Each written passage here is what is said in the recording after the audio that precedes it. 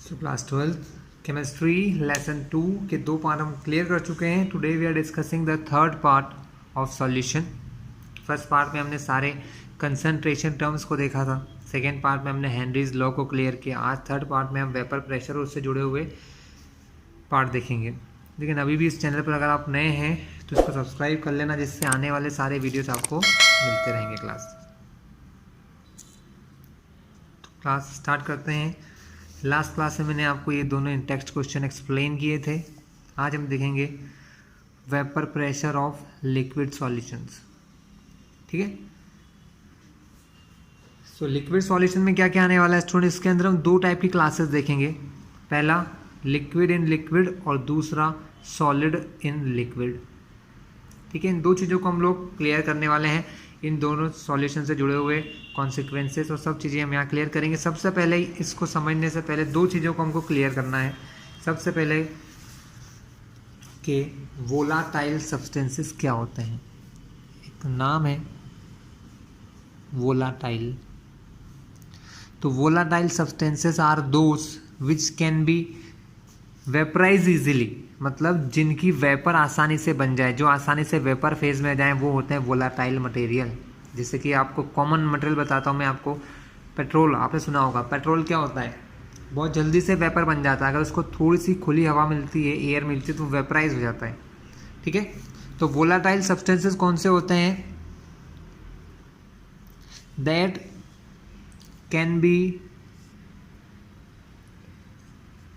Vaporise easily, जो easily vapour phase में आ जाते हैं।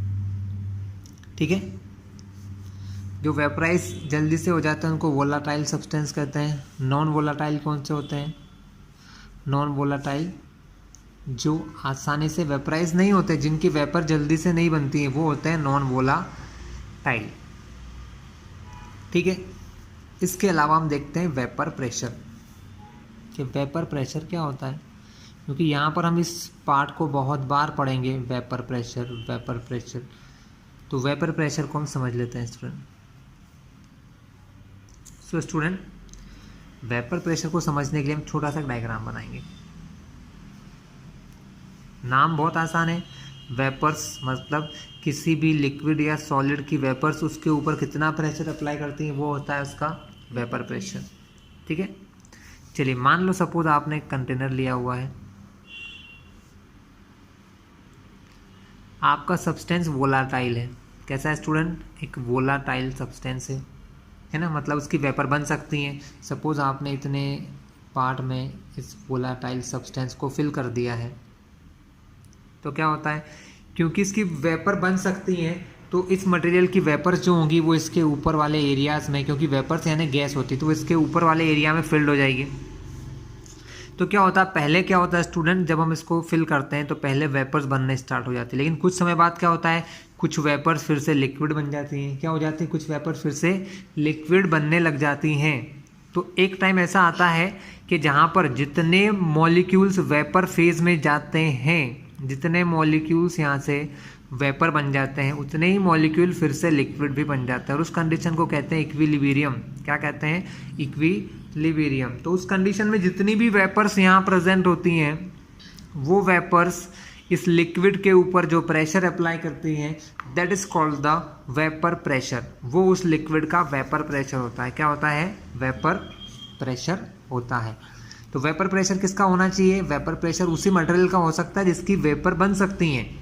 तो वेपर प्रेशर हमेशा होता है वोलाटाइल सब्सटेंसेस का। किसका होता है स्टूडेंट, वेपर प्रेशर जो होता है वो वोलाटाइल सब्सटेंसेस का होता है। ये तीन चीज़ याद रखना, volatile, non volatile, vapour pressure. इनसे ही हमको सब कुछ ये डील करना है आगे के पार्ट में, है ना। हेडिंग क्या है हमारी आज की, today's heading is vapour pressure of liquid solution. हमें लिक्विड सॉल्यूशन, और इसमें दो पार्ट आते हैं, liquid in liquid and solid in liquid solution के वेपर प्रेशर को कैलकुलेट करना हम यहाँ पर सीखेंगे। ठीक है, तो पॉसिबिलिटीज़ क्या क्या है स्टूडेंट, देख लीजिए। पहली पॉसिबिलिटी हम देखते हैं, क्योंकि सॉल्यूशन के अंदर दो चीज़ें होती हैं, सॉल्यूट प्लस सॉल्वेंट। अगर दोनों सेम है मतलब दोनों ही हमारे वोलाटाइल हैं, if solute and solvent both are volatile, solute and solvent both are volatile, इसका मतलब सॉल्यूट की भी वेपर बनेगी, सॉल्वेंट की भी वेपर बनेगी, है ना। जैसे किसी सॉल्वेंट में हम सॉल्यूट मिलाते हैं तो उसका सॉल्यूशन बनता है स्टूडेंट, क्लियर है। अगर दोनों ही मटेरियल वोलाटाइल हैं तो क्या होगा, दोनों की वेपर्स निकलेंगी और दोनों की वेपर मिलकर एक फाइनल प्रेशर बनाएंगी, ठीक है। हम इसको भी थोड़ा सा ध्यान से डिटेल में पढ़ेंगे। और अगर सेकेंड कंडीशन क्या है कि हमने जो सॉल्यूट मिलाया है वो वोलाटाइल नहीं है, वो कैसा है, सेकेंड कंडीशन कि हमने जो सॉल्यूट मिलाया वो नॉन वोलाटाइल है, तब वेपर प्रेशर जो होगा वो सिर्फ एक की वजह से होगा, किसकी वजह से होगा, ड्यू टू सॉल्वेंट, है ना। अगर दोनों ही कैसे हैं, सॉल्यूट एंड सॉल्वेंट अगर दोनों वोलाटाइल हैं तो final vapour pressure is due to both, दोनों की वजह से होगा। इफ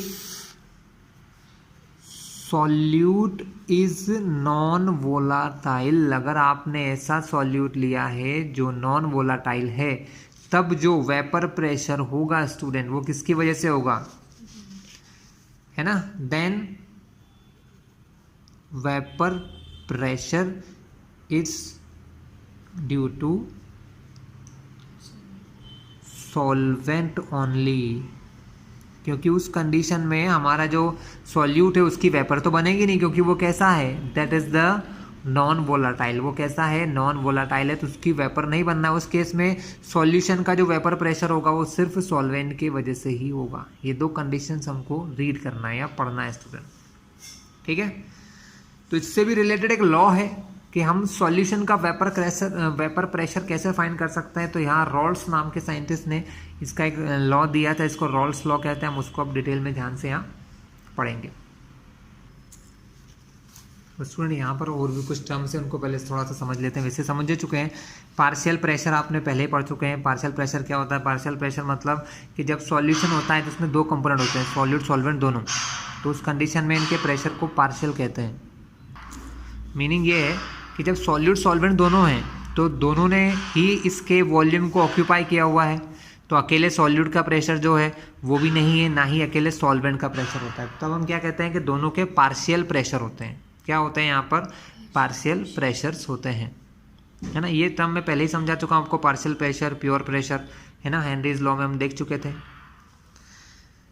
सो क्या देखा जाएगा यहाँ पर, हम अब यहाँ पर सबसे पहले रॉल्स लॉ लिखेंगे कि रॉल्स लॉ होता क्या है ना। तो रॉल्स लॉ की डेफिनेशन, फिर हम रॉल्स लॉ को समझेंगे। सो सबसे पहले कौन सा लॉ है हमारे पास, Rawls law.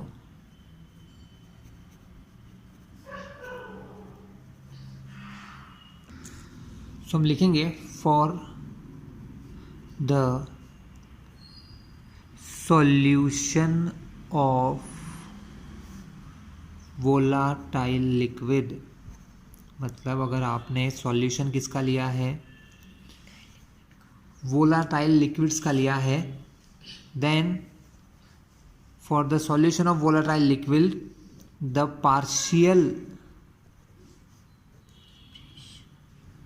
Pressure of each component, component मतलब solute and solvent. So, for the solution of volatile liquids, the partial pressure of each component of the solution is directly proportional। वो क्या होता है, डायरेक्टली प्रोपोर्शनल होता है to its mole fraction in the solution। So student क्या देखा आपने कि for the solution of volatile liquid, पहले हम बात किसकी कर रहे हैं कि वोलाटाइल लिक्विड जो होते हैं तो पार्शियल प्रेशर जो है सॉल्यूट का पार्शियल प्रेशर या सॉल्वेंट का ही है, क्योंकि यहाँ लिखा है ईच कंपोनेंट, सॉल्यूट होगा तो सॉल्यूट का, सॉल्वेंट होगा सॉल्वेंट का, of the solution is directly proportional to its mole fraction, वो उसके मोल फ्रैक्शन के प्रोपोर्शनल होगा। सॉल्यूट का मोल फ्रैक्शन सॉल्यूट के प्रेशर के, सॉल्वेंट का मोल फ्रैक्शन सॉल्वेंट के पार्शियल प्रेशर के प्रोपोर्शनल होता है। ठीक है, तो यहाँ हमने डेफिनेशन लिखी है, पेज चेंज करके हम इसका डेरिवेशन करेंगे। तो स्टूडेंट हमने क्या क्या मान लिया, हमने यहाँ मान लिया let P1 is equals to partial pressure of solute मान लो, x1 उसी का मोल फ्रैक्शन ऑफ सॉल्यूट, और P1 नॉट ये टर्म होती है प्योर कंपोनेंट का, है ना, vapour pressure of pure component, vapour pressure of pure component का मतलब कि अगर सिर्फ सॉल्वेंट ही सॉल्वेंट प्रेजेंट हो या सॉल्यूट ही सॉल्यूट हो, मतलब जब कोई दूसरी चीज़ प्रेजेंट नहीं होती तो तब वो जो प्रेशर होता है वो प्योर होता है, पूरा अकेले का होता है। लेकिन जब हम इनको मिक्स कर देते हैं तो दोनों का कुछ कम हो जाता है, जैसे सॉल्यूट का भी कम होगा तो उसका पार्शियल, सॉल्वेंट का भी कम होगा तो उसका पार्शियल हो जाता है। ठीक है, तो रिलेशन ये है कि P1 according to Raoult's law partial pressure of any component, जैसे P1 हमारा सॉल्यूट का पार्शियल प्रेशर है तो वो प्रोपोर्शनल होता है उसके मोल फ्रैक्शन के, यानी x1 के। तो P1 प्रोपोर्शनल टू x1, तो यहाँ P1 इक्वल हो गया P1 नॉट x1 के। यहाँ पर एक कांस्टेंट आता है, जब भी हमारा कोई प्रोपोर्शनल साइन रिमूव होता है तो यहाँ एक कांस्टेंट आता है, और यहाँ उस कांस्टेंट को कहते हैं P1 नॉट, जिसको मैं पहले ही समझा चुका हूँ, जो क्या है vapour pressure of pure component हो गया। सिमिलरली इसी टाइप से अगर हम ये सब चीज़ें किसके लिए करें, P2 के लिए, P2 मतलब अगर हमने P1 को सॉल्वेंट माना है, सॉल्यूट माना है, तो P2 क्या हो जाएगा, सिमिलरली इसी टाइप से हम लिखेंगे, सिमिलरली फॉर सॉल्वेंट, इसी टाइप से सॉल्वेंट के लिए क्या बन जाएगा, सॉल्वेंट के लिए बन जाएगा P2 is equals to P1 not, sorry P1 नहीं आएगा, सब जगह P2 आ जाएगा बस। तो यहाँ P2 क्या है, partial pressure of solvent, P2 not क्या है, vapour pressure of pure solvent हो जाएगा, और ये सॉल्वेंट का मोल फ्रैक्शन हो गया।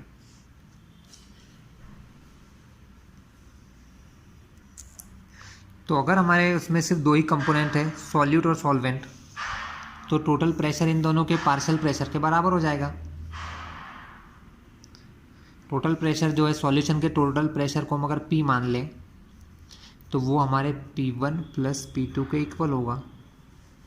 P यहाँ क्या है, प्रेशर ऑफ सॉल्यूशन, क्योंकि सॉल्यूशन के दो ही कंपोनेंट है, सॉल्यूट और सॉल्वेंट, दोनों के प्रेशर जोड़ दोगे तो वो टोटल प्रेशर ऑफ सॉल्यूशन आ जाएगा।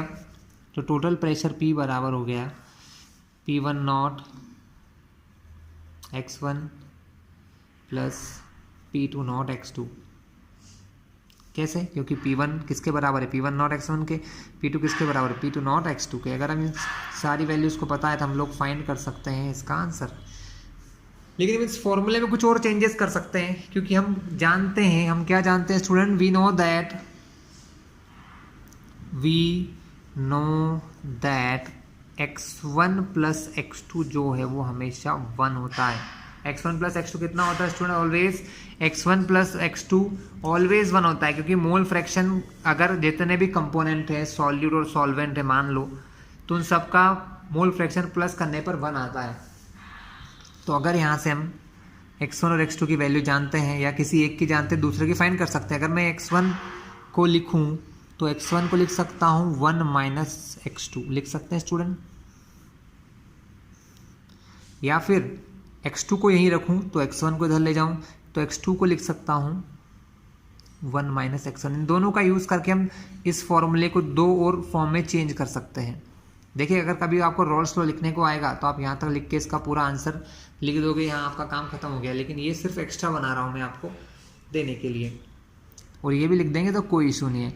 अब अगर हम इस p की वैल्यू फाइंड करें, x1 की जगह x1 की वैल्यू रख दीजिए, क्या है 1 माइनस x2, तो p1 नॉट तो पहले से है, x1 की जगह उसकी वैल्यू 1 माइनस x2, यहाँ पहले से एक और वैल्यू लिखिए p2 not x2, value of p हो जाएगा p1 not minus p1 not x2 plus p2 not x2। तो स्टूडेंट्स यहाँ से वैल्यूज हम क्लियर करें तो आगे क्या हो सकता है, आगे ये हो सकता है कि यहाँ पर इन दोनों टर्म में x2 दोनों में कॉमन आ जाएगा, तो p की वैल्यू हो जाएगी हमारे पास यहाँ पर p1 नॉट, इन दोनों में से अगर x2 कॉमन लेता हूँ तो मैंने प्लस x2 कॉमन लिया, तो आप देखोगे ये प्लस वाली वैल्यू है तो इसको पहले लिख लेंगे, तो ये हो जाएगा p2 not minus p1 not. ठीक है, ये फाइनल फॉर्मूला हो गया हमारे रॉल्स लॉ से वैल्यू फाइंड करने के लिए। तो solution of pressure of solution जो है वो p1 not plus x2 into p2 not minus p1 not के इक्वल हो गया है। ठीक है, x2 यहाँ से क्या होता है, मोल फ्रैक्शन ऑफ कंपोनेंट 2, मतलब सॉल्वेंट। जनरली हम इसको 2 को हमने क्या माना था, यहाँ पर सॉल्वेंट एज्यूम किया था। इस फॉर्मूले को हम x1 के टर्म में भी ला सकते हैं अगर x2 की जगह x1 की वैल्यू रखें तो। ठीक है, तो इस फॉर्मूले को देख के हमें क्या क्या चीज़ें मिलती हैं वो हम यहाँ पर देखते हैं कि इससे क्या क्या कंक्लूजन निकलते हैं, वो कंक्लूजन हम लोग यहाँ पर देखने वाले हैं।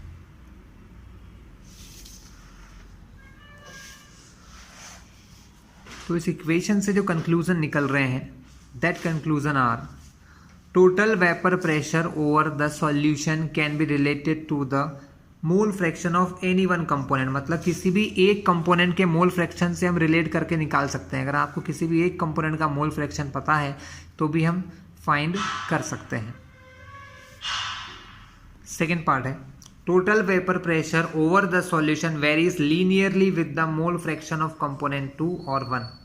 यहाँ पर कंपोनेंट 2 का मोल फ्रैक्शन दिया है इसलिए 2 लिख रहे हैं। अगर कंपोनेंट 1 होता, मान लो यहाँ x1 के फॉर्म में आंसर लिखता मैं, तो x1 आ जाता। लीनियरली का मतलब क्या है तो समझ लीजिए स्टूडेंट।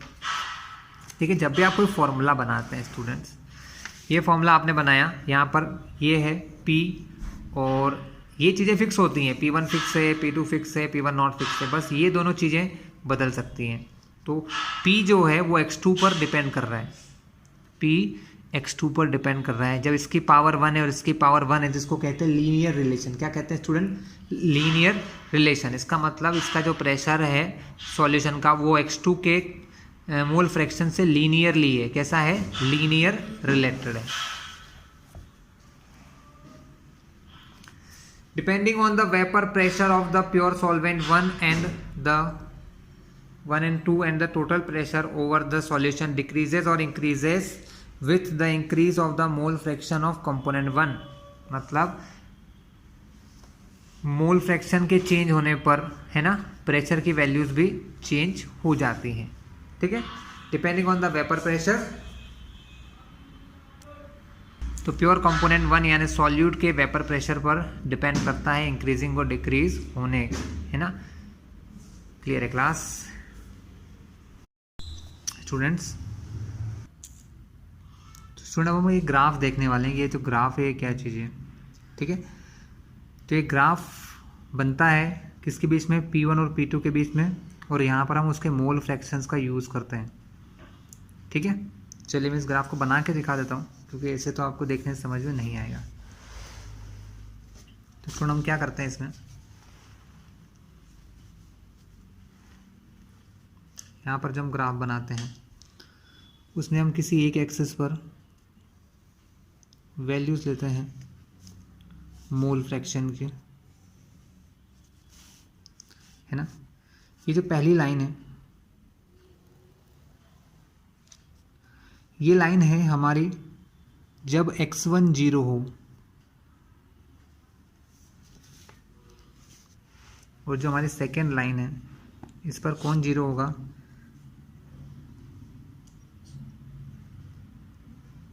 x2 0 हो। ठीक है, बुक में इससे थोड़ा सा अल्टर है, बुक में इधर क्या करा है, x1 को 1 लिया, x2 को 0 लिया है, मैंने इसका अपोजिट लिया है, कोई फ़र्क नहीं पड़ता इसका, ये तो अपने हिसाब से हम कुछ भी बना सकते हैं। यहाँ पर हम जब x1 0 है तो हमारे पास सिर्फ क्या है, सॉल्वेंट सॉल्वेंट है, क्या है, सिर्फ सॉल्वेंट सॉल्वेंट, तब उसका मोल फ्रैक्शन होगा 1। जब x2 0 है तो सिर्फ सॉल्यूट सॉल्यूट होता है, क्या होता है, सिर्फ सॉल्यूट, उसको कहते हैं x1, 1 मोल फ्रैक्शन। स्टूडेंट आप लोगों को ध्यान होगा कि जब सॉल्वेंट अकेला रहता है, अगर सॉल्वेंट अकेला रहता है तब उसका जो वेपर प्रेशर होता है उसको अपन कहते हैं प्योर वेपर प्रेशर। क्या कहते हैं, इट्स प्योर वेपर प्रेशर, उसका प्योर वेपर प्रेशर कहते हैं, जिसको हम मानते हैं P2 नॉट। क्या कहते हैं, P2 नॉट। तो इस पूरी लाइन पर हमारा क्या होगा, P2 नॉट होगा, यहाँ पर भी P2 नॉट, यहाँ पर भी P2 नॉट, सब जगह पर हमारा प्रेशर होगा P2 नॉट। और इस पूरी लाइन पर सिर्फ x1 है, इस पूरी लाइन पर क्या दिया है, सिर्फ x1 दिया है, तो इस पूरी लाइन पर क्या होगा, सिर्फ हमारा x1 होगा। ठीक है, लेकिन हमेशा ऐसा होता नहीं है, हम क्या देखते हैं कि ना तो x2 पूरा 1 होता है ना ही x1 पूरा 1 होता है, क्योंकि जब हम सॉल्यूशन बनाते हैं तो सॉल्यूट के अंदर सॉल्वेंट के अंदर सॉल्यूट मिलाते हैं, यानी जैसे जैसे सॉल्यूशन हमारा बनता जाता है या हम सॉल्यूशन के अंदर सॉल्यूट मिलाते जाते हैं, इसकी वैल्यू x1 की वैल्यू भी जो है 1 से कम होती जाती है, या यूं कह लो कि x1 की वैल्यू 0 से इधर 1 की तरफ जाने लग जाती है और x2 की वैल्यू धीरे धीरे 1 से कम होने लग जाती है। फिर से समझिए कि ये हमारा एक कोई सॉल्यूशन है, पहले इसके अंदर सिर्फ सॉल्वेंट था, क्या था, सॉल्वेंट था, तब सॉल्वेंट अकेला है यानी x2 बराबर 1, पूरा सॉल्वेंट है। ठीक है, तो यहाँ पर सिर्फ सॉल्वेंट सॉल्वेंट होगा, तो ये जो लाइन शो कर रही है ये सिर्फ सॉल्वेंट के प्रेशर को शो कर रही है। अब हमने इसमें थोड़ा सॉल्यूट मिलाया, जब हम सॉल्यूट मिलाते हैं तो क्या होता है, सॉल्वेंट का जो कंसंट्रेशन है, हमारे सॉल्वेंट का कंसंट्रेशन है, अब वो 1 नहीं रहता है, क्योंकि मान लो अगर मैं 0.1 मोल ही मान लो एक समय पर कि मेरा x1 जो है वो 0.1 मोल है, तो उस टाइम पे x2 क्या होगा, x2 हो जाएगा हमारा 0.9, क्योंकि हमने पढ़ रखा है कि इन दोनों को अगर हम प्लस करें तो आंसर हमेशा कितना आता है, इन दोनों को प्लस करने पर आंसर 1 आता है। तो 0.9 कहाँ होगा, 0.9 इनके बीच में यहाँ कहीं होगा सपोज, या यहीं कहीं होगा, जैसा भी होगा। इसका मतलब अब हम क्या निकालने वाले हैं, अब हम निकालेंगे प्रेशर। क्या निकालेंगे, प्रेशर्स के जब हम इनके कंसंट्रेशन को चेंज करते हैं तो क्या मिलता है, हमको प्रेशर मिलता है। अब एक इक्वेशन हम लोगों ने पढ़ रखी है, और वो इक्वेशन क्या थी स्टूडेंट्स, इक्वेशन पढ़ी थी, partial pressure P1 is equals to P1 not x1, यानी किसी भी गैस का जो पार्शियल प्रेशर है वो उसके मोल फ्रैक्शन पर डिपेंड करता है।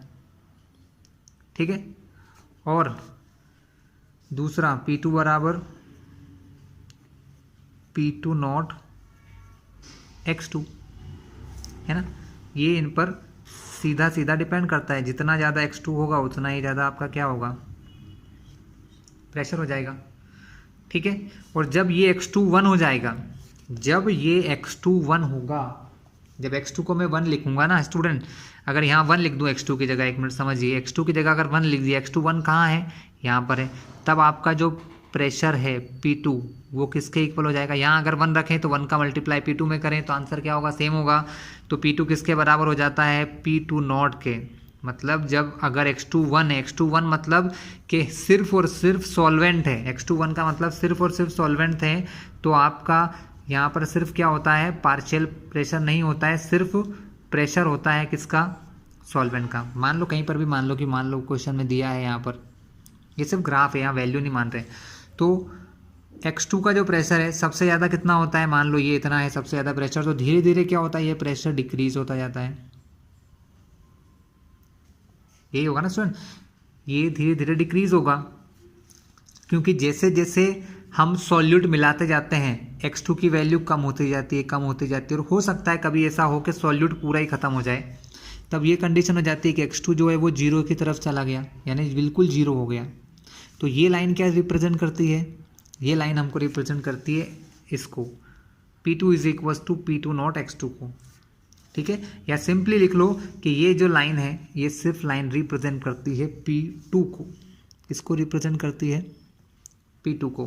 वैसे ही जब अगर मैं इस क्वेश्चन में x1 को 1 मान लूँ कि सिर्फ हमारे पास सॉल्यूट ही सॉल्यूट है, इसको 1 मानूंगा तो P1 किसके बराबर हो जाएगा? P1 बराबर हो जाएगा P1 नॉट के। मान लो कि P1 नॉट इतना है, जो भी हो। जैसे जैसे हम इसको मिलाते हैं, अगर हम इसमें सॉल्वेंट मिलाते जाएं, जब हम सॉल्वेंट मिलाते हैं तो इसका जो कंसंट्रेशन पहले x1 1 था वो धीरे धीरे 1 से 0.1 हो गया, या जो भी हो 0.9 0.8, इधर क्या होता जाएगा, x1 जो है वो 1 से 0 की तरफ जा रहा है। x1 धीरे धीरे कम होता है, तो इसकी भी एक लाइन बनेगी जो कहाँ से कहाँ होगी, यहाँ से यहाँ तक होगी। इस लाइन पर कहीं पर भी हम x की वैल्यू रखकर, इस लाइन पर कहीं पर भी x की वैल्यू रखकर ये प्रेशर फाइंड कर सकते हैं। ये ग्राफिकल रिलेशन या सॉल्यूशन है। ये हो गया हमारा P1। क्लियर है क्लास? और जब हम इन दोनों लाइंस को ऐड कर देते हैं, मतलब ये जो P1 और P2 के बीच की लाइंस को अगर मिला दें तो इस लाइन पर जो वैल्यू होती है वो हमारी P होती है। P टोटल मतलब सॉल्यूशन का प्रेशर होता है स्टूडेंट। क्या होता है? सॉल्यूशन का प्रेशर। क्योंकि सॉल्यूशन का प्रेशर P2 से ज़्यादा नहीं हो सकता है, सॉल्वेंट के प्रेशर से ज़्यादा नहीं हो सकता, ना ही वो सॉल्यूट के प्रेशर से कम हो सकता है। इसका मतलब उन इसकी जो वैल्यू है वो इन दोनों के बीच में ही कहीं ना कहीं आएगी, P1 नॉट और P2 नॉट के बीच में ही कहीं ना कहीं होगी। इसलिए ये जो लाइन होगी ये किसकी होगी? हमारे सॉल्यूशन के प्रेशर की। ठीक है, चलिए ये हमने ग्राफ देख लिया है। सुनो, अब हम देखेंगे कंपोजिशन इन वेपर फेज। क्या देखेंगे? कंपोजिशन इन वेपर फेज क्या होता है जरा समझ लीजिए। Composition in vapour phase, vapour phase का कंपोजिशन मतलब होता है, हमने क्या पढ़ रखा है, हमने ये देख रखा है कि अगर कोई क्लोज कंटेनर है, ये मैंने मिला दिया सॉल्वेंट, है ना, ये कोई सॉल्वेंट है लिक्विड, इसके हमने कोई सॉल्यूट मिलाया इसके अंदर। सॉल्यूट लिक्विड भी हो सकता है, सॉलिड भी हो सकता है, लेकिन हम यहाँ बात लिक्विड की कर रहे हैं कि हमने यहाँ एक लिक्विड सॉल्यूट मिला दिया, वो लिक्विड सॉल्यूट भी इसके अंदर मिक्स हो गया। कंटेनर क्लोज है, बंद है, तो इन दोनों की वेपर्स यहाँ पर आ जाती हैं। ऐसे इसकी भाप जो होती है वो वेपर्स यहाँ पर बन जाती है। इक्विलिब्रियम में क्या होता है, जितने पार्टिकल यहाँ से वेपर फेज में जाते हैं उतने ही वापस वेपर से लिक्विड आ जाते हैं। इस कंडीशन को कहते हैं इक्विलिब्रियम। इस टाइम पे यहाँ का कंपोजिशन तो हमने देख लिया कि x1 और x2, x1 और x2 क्या होते हैं, यहाँ पर मोल्स होते हैं लिक्विड स्टेट में, लेकिन वेपर में भी तो कुछ पार्टिकल गए हैं, इसके कुछ मॉलिक्यूल्स, दोनों के, सॉल्यूट और सॉल्वेंट के कुछ मॉलिक्यूल्स यहाँ पर भी जाते हैं। कहाँ पर? वेपर फेज में ही जाते हैं। जो ज़्यादा होता है उसके ज़्यादा वेपर जाएंगे, जो कम अमाउंट में होगा उसका कम वेपर जाएंगे। तो अगर अब हम किसकी बात कर रहे हैं कि जो स्पेस खाली है यहाँ पर, जो वेपर्स हैं या जो गैसेस यहाँ से वेपर बन के गई हैं, उसके कंपोजिशन कैसे निकाल सकते हैं कि यहाँ पर कितना परसेंट गैस सॉल्यूट की है और कितने परसेंट सॉल्वेंट की है, उनकी वेपर्स कितने कितने परसेंटेज हैं, या वो कितना कितना मोल फ्रैक्शन उनकी गैसेस का है। ये फाइंड करने के लिए हम क्या करते हैं, हम निकालते हैं कंपोजिशन इन वेपर फेज। हम मान लेते हैं let y1 is equals to mole fraction, y1 क्या है, मोल फ्रैक्शन ऑफ सॉल्यूट है, सॉल्यूट का मोल फ्रैक्शन है, mole fraction of solute but in vapour phase. किस में है? In vapour phase. उसी टाइप से y2 क्या होगा, mole fraction of solvent, mole fraction of solvent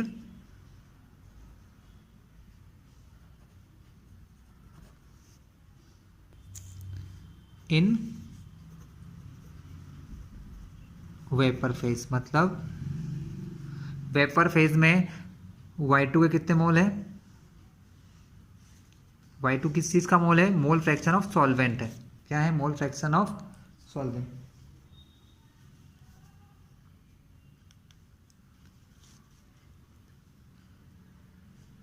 चलिए अब हम क्या करते हैं, रिलेशन बना लेते हैं। देखिए इसमें से बहुत सिंपल सा रिलेशन है। P1, पहले हमारा रिलेशन क्या होता था? पहले हमारा रिलेशन होता था P1 is equals to P not x1, क्योंकि लिक्विड फेज की बात हो रही थी, है ना। अब हम क्या कर रहे हैं, वेपर फेज की बात कर रहे हैं। तो वेपर फेज में जो यहाँ पर P नॉट होता है, P नॉट को सॉल्यूशन का प्रेशर की जगह लिखते हैं। तो P1 तो पार्शियल प्रेशर ही होता है, P1 मतलब उसका पार्शियल प्रेशर, लेकिन P1 नॉट की जगह आ जाता है P टोटल। P टोटल मतलब सॉल्यूशन का प्रेशर, और x1 की जगह आ जाएगा y1। इस तरीके से हम y1 फाइंड कर सकते हैं, मोल फ्रैक्शंस। और इसी टाइप से P2 जो पार्शियल प्रेशर ऑफ सॉल्वेंट होता है, P2 क्या होता है? Partial pressure of solvent. वो किसके इक्वल होता है? वो भी इक्वल होता है P टोटल। मतलब P टोटल यहाँ किसकी जगह आ रहा है? P नॉट वाली जगह पे आ रहा है। कहाँ आ रहा है? P not. पहले हम इसको क्या लेते थे? Vapour pressure of pure solvent, लेकिन वेपर फेज के लिए हम यहाँ पर P टोटल लेते हैं, सॉल्यूशन का टोटल प्रेशर लेते हैं, क्योंकि अब बात किसकी हो रही है? सॉल्यूशन की। तो P टोटल और Y2। इस वे में हम क्या कर सकते हैं, वेपर फेज में भी कितने कितने परसेंट किसकी वेपर हैं, उनके मोल फ्रैक्शंस Y1 और Y2 फाइंड कर सकते हैं क्लास। ठीक है, अब हमारे न्यूमेरिकल्स की बारी आ रही है। स्टूडेंट यहाँ पर एक क्वेश्चन है ना, एग्जाम्पल है। एक क्वेश्चन एग्जाम्पल का करेंगे और एक फिर हम क्वेश्चन करेंगे हमारा एक्सरसाइज का। क्वेश्चन क्या है? Vapour pressure of chloroform and dichloromethane at 298 kelvin are. इनके वेपर प्रेशर दिए हैं 200 mmHg और 415 mmHg। तो इनके वेपर प्रेशर 298 केल्विन यानी 25 डिग्री टेम्परेचर पर 200 mmHg ये प्रेशर की यूनिट होती है mmHg, और 400 mmHg ये भी प्रेशर की यूनिट है। तो इसका जो प्रेशर है वो कितना दिया है? 200 mmHg, और इसका दिया है 415 mmHg। हमको कैलकुलेट करना है वेपर प्रेशर ऑफ सॉल्यूशन। हमें सॉल्यूशन का वेपर प्रेशर निकालना है। किसका निकालना है? हमें सॉल्यूशन का वेपर प्रेशर निकालना है। Prepared by mixing 25 gram of CHCl3, मतलब 25.5 ग्राम ऑफ क्लोरोफॉर्म को हम मिक्स कर रहे हैं 40 ग्राम ऑफ CH2Cl2 यानी डाइक्लोरोमीथेन के अंदर। ठीक है, एट 298 केल्विन। तो हमें ये वैल्यूज दी हैं, हमें दोनों के मासेस दिए हैं। हम इससे मोल फ्रैक्शंस निकाल लेंगे, x1 और x2 की वैल्यू फाइंड हो जाएगी स्टूडेंट। और हमें क्या क्या कैलकुलेट करना है? पहला निकालना है वेपर प्रेशर ऑफ सॉल्यूशन, निकल जाएगा। P टोटल निकालना है, फॉर्मूला हमने भी देख लिया है। मोल फ्रैक्शन निकालना है दोनों कंपोनेंट के, लेकिन वेपर फेज में जो हमने अभी आपको बताए थे, वेपर फेज के y1 और y2 जो हमने भी निकाले थे, ये हमको फाइंड करना है। तो क्लास क्वेश्चन बहुत ईजी है ना, कुछ खास नहीं है। सबसे पहले हम इन दोनों के मोलर मास निकालेंगे, है ना। इसको मैं इसी में बता देता हूँ, करवा भी दूंगा अगर लगा कहीं तो। मोलर मास कितने निकालते? मोलर मास निकालना आप 12th में आप लोगों को आता ही है। कार्बन का 12 होता है, इसका एक एटम है तो 12 × 1, प्लस हाइड्रोजन के 2 एटम है तो 2 × 1 = 2, हाइड्रोजन का 2 हो गया। Cl2 क्लोरीन के 2 एटम है तो 35.5 क्लोरीन के एक एटम का होता है, इंटू 2, 12 × 1 = 12, 12 + 2 14, और इन दोनों को प्लस करोगे तो फाइनल 85 आता है। वैसे ही आप लोगों को आता होगा। और मोलर मास ऑफ CHCl3 निकाला तो ये कितना निकलेगा? 12 × 1 = 12, हाइड्रोजन का 1 और क्लोरीन के यहाँ 3 हैं तो 35.5 × 3, तो इसका मोलर मास निकला 119.5। ये दो चीज़ें बहुत क्लियर है। फिर हमको मोल फ्रैक्शन निकालना है, तो मोल फ्रैक्शन ज़रूरी है, x1 x2 के बिना हमको पहले क्या निकालना है? हमको वेपर प्रेशर ऑफ सॉल्यूशन निकालना है। सॉल्यूशन का वेपर प्रेशर का फॉर्मूला क्या होता है स्टूडेंट? सॉल्यूशन के वेपर प्रेशर का फॉर्मूला हमने देखा था, वो होता है P1 not x1 plus P2 not x2। हमको P1 दे रखा है, P2 दे रखा है, हमको x1 x2 चाहिए। x1 x2 निकालने का फॉर्मूला होता है मोल फ्रैक्शन होते हैं, और मोल फ्रैक्शन के लिए हमें दोनों कंपोनेंट के मोल चाहिए। क्या चाहिए? मोल्स चाहिए। मोल निकालने का फॉर्मूला होता है given mass upon molar mass. Mole of CH2Cl2 dichloromethane के मोल कैसे निकलेंगे?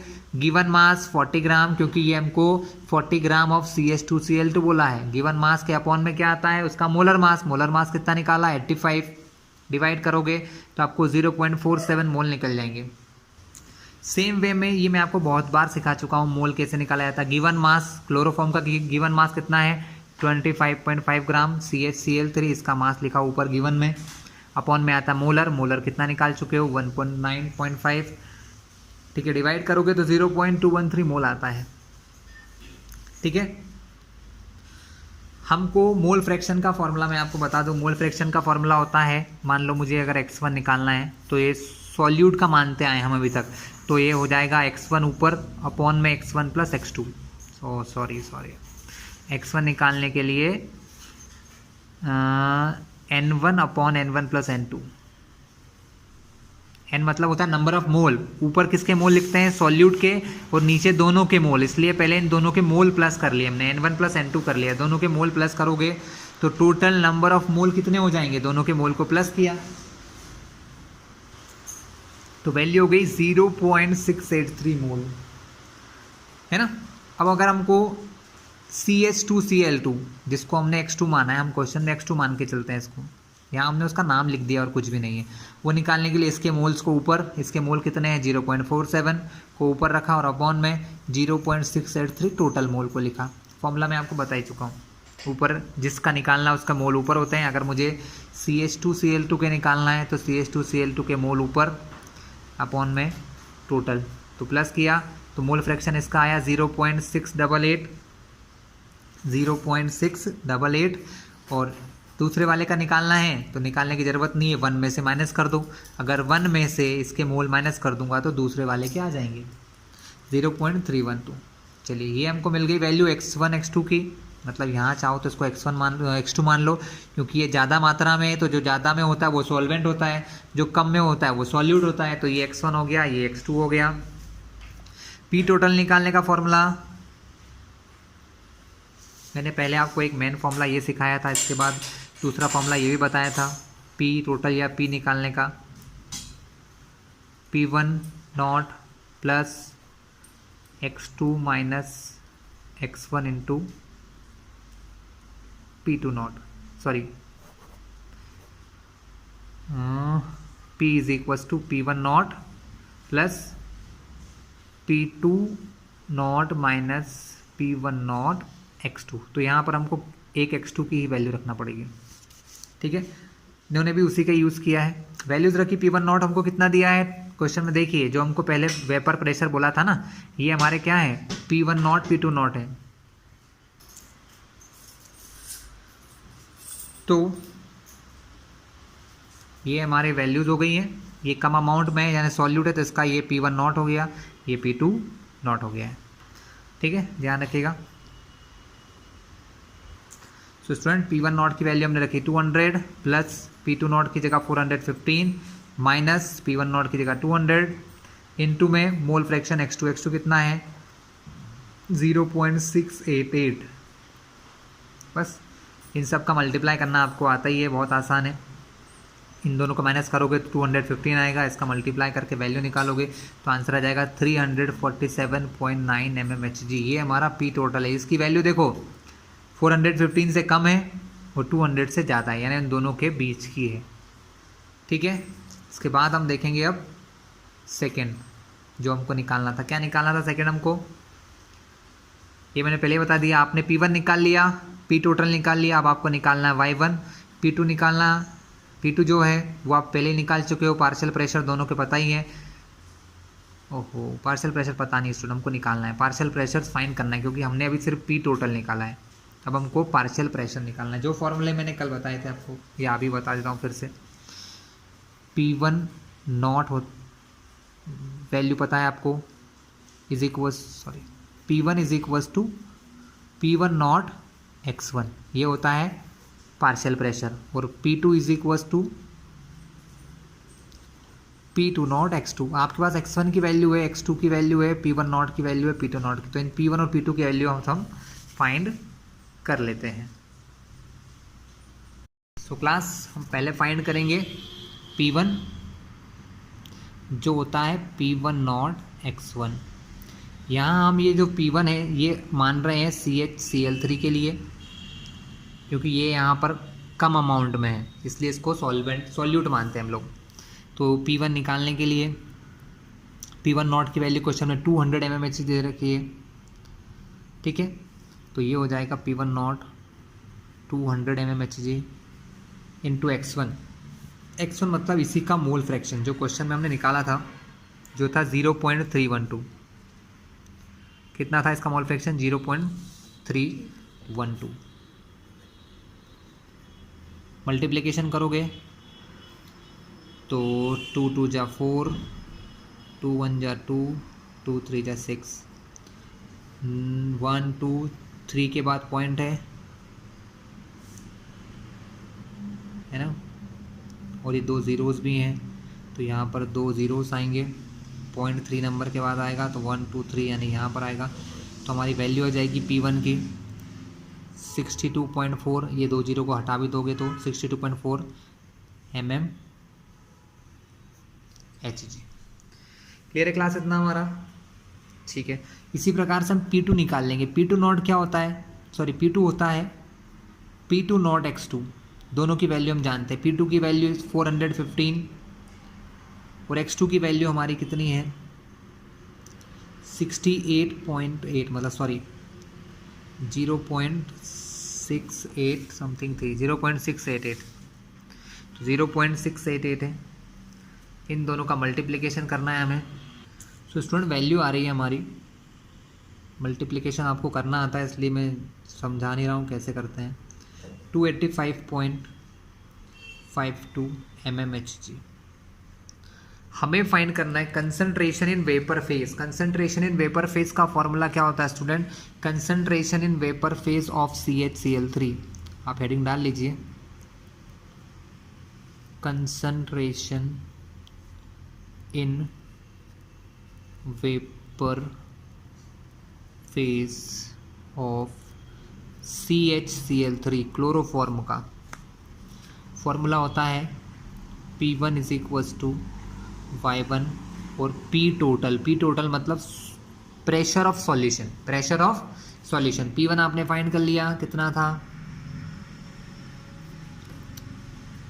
62.4, वैल्यू रख लो P1 की 62.4। Y1 निकालना है तो P टोटल कहाँ जाएगा? इसके अपॉन में जाएगा, लेकिन अगले स्टेप में करेंगे नहीं। तो P टोटल कितना फाइंड हुआ हमको? P टोटल फाइंड हुआ था स्टूडेंट 347.9। तो 347.9 ये मल्टीप्लाई से डिवाइड में आएगा, तो Y1 की वैल्यू हो जाएगी 62.4 अपॉन 347.9।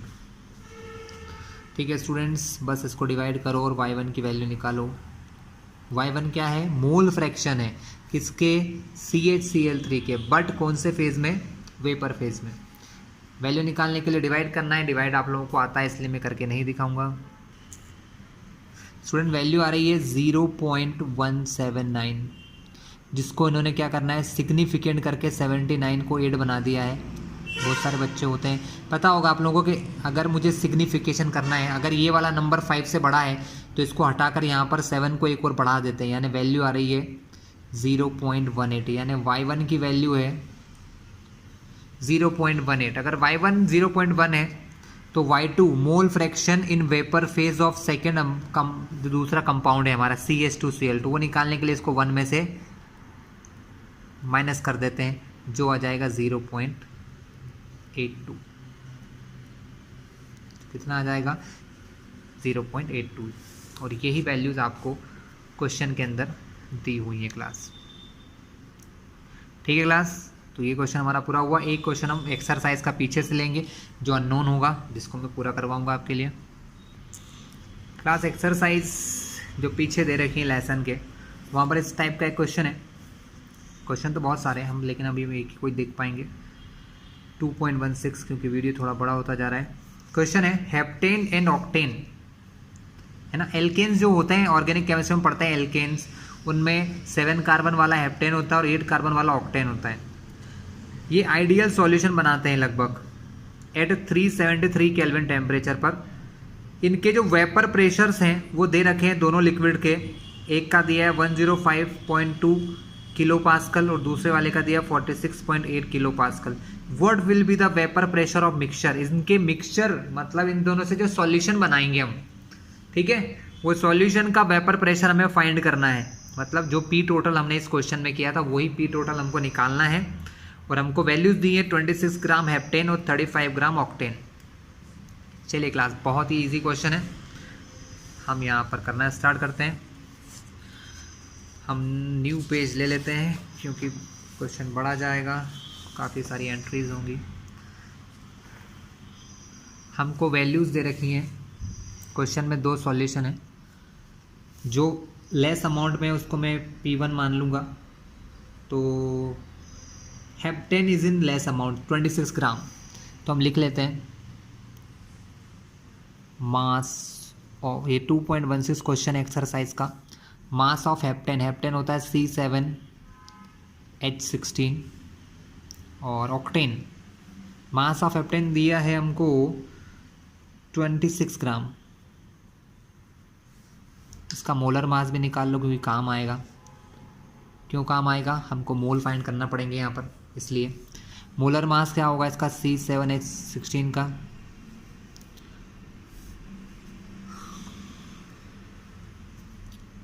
100, इसका होता है 12 7 84, 84 प्लस 16 100 ग्राम, तो 100 ग्राम पर मोल इसका मोलर मास। इसी टाइप से हम लिख लेते हैं मास ऑफ C8H18, वो दे रखा है क्वेश्चन में 35 ग्राम,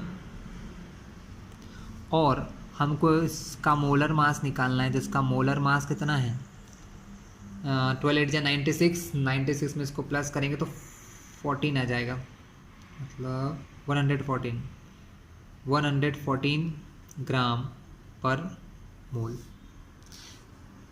इन दोनों के P1, अब इसको मैंने P1 माना है हेप्टेन को, तो इसको हम P1 मान के चल लेते हैं, या फिर ये लिख लो,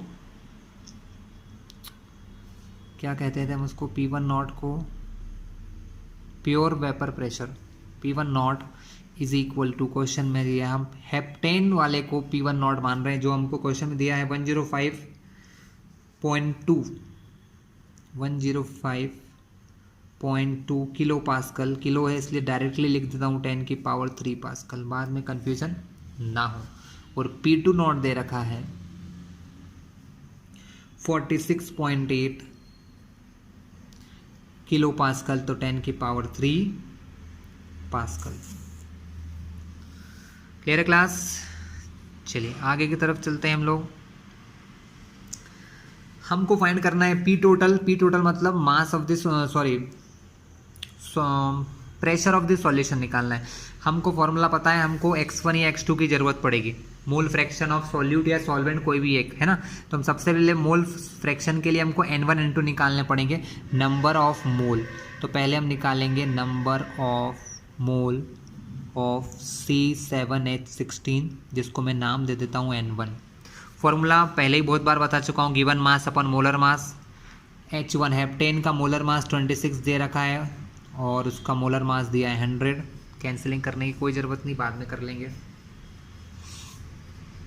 और नंबर ऑफ मोल्स ऑफ कौन सा है हमारा, ऑक्टेन है C8H18, इसको नाम दिया मैंने ऑन N2, इसके मोल को N2 बोल रहा हूँ मैं, इसके मोल्स को N2 बोल रहे हैं। इसके मोल निकालने के लिए गिवन मास 35 है, मोलर मास 114 है। ठीक है स्टूडेंट, हमको निकालना है मोल फ्रैक्शन, x2 निकाल लेते हैं हम लोग। x2 का मोल फ्रैक्शन के लिए फॉर्मूला क्या बनेगा, N2 upon N1 plus N2। तो x2 फाइंड करने के लिए N2 कितना दे रखा है 35 अपॉन में 114 होल अपॉन N1 दिया है 26 अपॉन 100, N2 दिया है 35 अपॉन 114। स्टूडेंट इसको सॉल्व करके वैल्यू निकालना आपकी जिम्मेदारी है, बहुत आसान है। नीचे इन दोनों का एलसीएम लिया जाता है। ठीक है, एलसीएम कैसे लेते हैं पता ही होगा आप लोगों को। एक सिंपल मेथड बता दूं आपको मैं, बहुत आसानी से हो जाएगी। एलसीएम भी नहीं लेना पड़ेगा, इसका मल्टीप्लाई यहाँ करो, इसका यहाँ करो और नीचे इन दोनों का मल्टीप्लाई। और ये 35 है तो ये 35 114 अपॉन में आएगा। 26 में मल्टीप्लाई होगा 114 का, 35 में मल्टीप्लाई होगा 100 का, अपॉन में दोनों का मल्टीप्लाई, इसका मतलब 100 इंटू 114। ये 114 से 114 कैंसिल, ये 100 कहाँ जाएगा, ऊपर जाएगा। तो x2 की वैल्यू आ जाएगी 35 इंटू 100 और अपॉन में इनका मल्टीप्लाई करके मैं लिख के दिखा देता हूँ आपको क्या आ रहा है। स्टूडेंट इन दोनों का मल्टीप्लाई करेंगे तो आंसर आएगा 2964 प्लस इन दोनों का मल्टीप्लाई करेंगे तो आएगा 3500। ऊपर भी मल्टीप्लाई करने पर क्या आएगा 3500 अपॉन में इनको अगर प्लस करते हैं स्टूडेंट तो ये आएगा 6464। ठीक है, डिवाइड करके x2 की वैल्यू हम फाइंड कर लेते हैं। x2 की वैल्यू कितनी आएगी। सो स्टूडेंट x2 की वैल्यू आई है यहाँ से 0.54।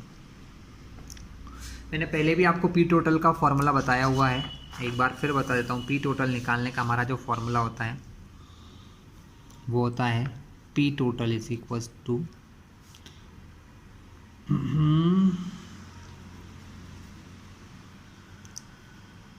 P1 not plus P2 not minus P1 not x2। 2-3 फॉर्मूले थे, है ना। हम x1 x2 की वैल्यू अलग अलग रख के बहुत सारे फॉर्मूले बना सकते हैं अपने हिसाब से। हमको P1 नॉट इन सब की वैल्यू क्वेश्चन में दे रखी है। P1 नॉट की वैल्यू कितनी दे रखी है स्टूडेंट 105.2 इंटू 10 की पावर 3 प्लस P2 की वैल्यू कितनी दे रखी है 46.8 माइनस P1 की वैल्यू दे रखी है 105.2। दोनों में 10 की पावर है इसलिए मैं दोनों की 10 की पावर को बाहर ले लेता हूँ, तो ये 10 की पावर 3 और साथ में x2 का मल्टीप्लाई यानी 0.54 का। Clear class. 105.2 इंटू 10 की पावर 3 प्लस इन दोनों को माइनस करते हैं स्टूडेंट तो क्या आएगा। हमको इन दोनों को माइनस करना है और फिर इस 0.54 का मल्टीप्लाई करना है। ठीक है, ये नंबर बड़ा है यानी आंसर हमारा और माइनस में ही आएगा, ये तो कन्फर्म्ड है स्टूडेंट। माइनस अगर आप करते हैं तो अंदर आंसर आता है -58.4 और इसमें मल्टीप्लाई करना है इस 0.4554 का इंटू 10 की पावर 3।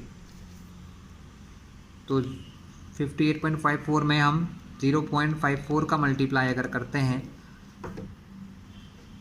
तो आंसर क्या आएगा स्टूडेंट 105.2 इंटू 10 की पावर 3 प्लस माइनस बाहर माइनस निकालो। इन दोनों का मल्टीप्लाई अगर हम करते हैं तो हमारा आंसर आता है 31.54 इंटू 10 की पावर 3। 10 की पावर यहाँ भी है, 10 की पावर 3 यहाँ भी है, तो उसको मैं बाहर ही ले लेता हूँ अलग से, है ना। और इन दोनों को अगर माइनस करते हैं 105.2 में से 31.54 तो आंसर क्या आता है देख लेते हैं। सो आंसर आ रहा है स्टूडेंट हमारा 73.66। 10 की पावर 3 को फिर से लिख दो किलो, और क्योंकि ये प्रेशर है तो यूनिट तो जो क्वेश्चन में दे रखी थी पास्कल वही आएगी। तो हमारा पी टोटल सॉल्यूशन का जो प्रेशर है वो आ गया 73.66 किलो पास्कल। तो क्लास ये था हमारा आज का वीडियो। अगर आपको कोई भी क्वेश्चन ना आए तो कमेंट बॉक्स में डाल दीजिएगा, तो मैं आपको एक एग्जाम्पल या क्वेश्चन समझा दूंगा।